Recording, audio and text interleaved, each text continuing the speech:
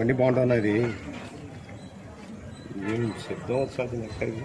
టీఆర్ఎస్లో కానీ లేదా ప్రత్యక్షంగా కానీ కొన్ని విద్యార్థి సంఘాలు ప్రైవేట్ స్కూల్స్లో ఎక్కువ ఫీజులు వసూలు చేస్తున్నారు, వాటి మీద యాక్షన్ తీసుకోండి అని నాకు రిప్రజెంటేషన్ ఇవ్వడం జరిగింది.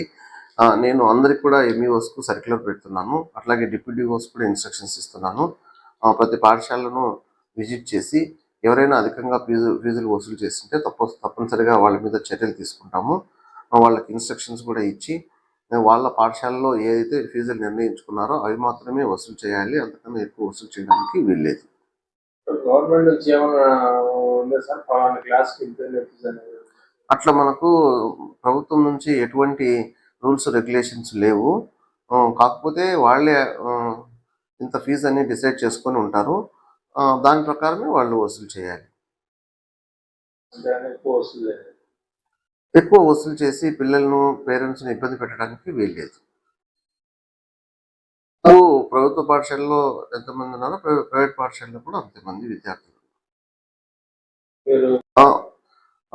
పిల్లలను దృష్టిలో పెట్టుకొని ఎక్కువ ఫీజులు వసూలు చేయకుండా మీరు ఏదైతే నిర్ణయించుకున్నారో తగినంత ఫీజులు వసూలు చేయాలి. అట్లాగే మంచి టీచర్స్ను రిక్రూట్ చేసుకుని పిల్లలకు మంచి విద్యను ఇచ్చేటట్టుగా మీరు చూడాలి. దాదాపు 5,900 మంది టీచర్లు పనిచేస్తున్నారు. సో ఈ అకాడమిక్ ఇయర్ మనకు జూన్ 12న స్టార్ట్ అయింది.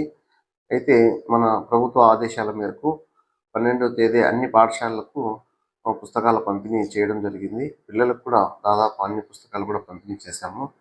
సో కొత్త సంవత్సరం పిల్లలందరూ కూడా చక్కగా చదువుకొని ఈసారి మంచి రిజల్ట్ రావాలని దేవుని ప్రార్థిస్తున్నాను.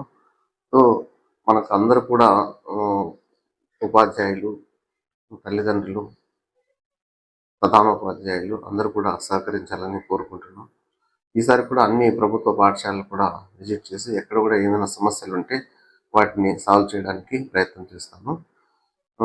అట్లాగే ఈసారి హాలిడేస్ కూడా అనుకోకుండా టీచర్లు అందరం ఎస్ఎంసి కమిటీలు, జిల్లా ఆఫీసర్స్ అందరూ కలిసి కూడా సమ్మర్లో ఎన్రోల్మెంట్ డ్రైవ్స్ కండక్ట్ చేసి అడ్మిషన్స్ సమ్మర్ అంతా కూడా అడ్మిషన్స్ చేసుకున్నాము.